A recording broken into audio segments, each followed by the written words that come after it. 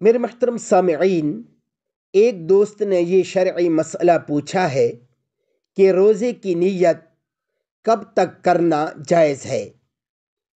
تو یہ شرعی مسئلہ ذرا توجہ سے سماعت فرما لیجیے۔ افضل یہ ہے کہ رمضان المبارک کے روزوں کی نیت صبح صادق سے پہلے پہلے کر لی جائے۔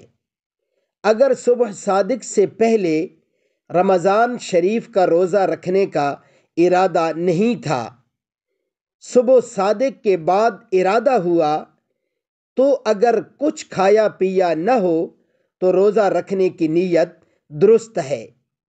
دوپہر سے 1 گھنٹہ پہلے تک رمضان کے روزے کی نیت کرنا جائز ہے۔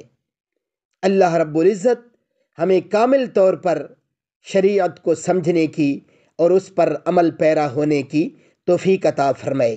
میرے محترم سامعین، میرے اسلامی چینل کو ابھی سبسکرائب فرما لیجیے تاکہ آپ حضرات تک مستند شرعی مسائل پہنچتے رہیں۔ جزاکم اللہ۔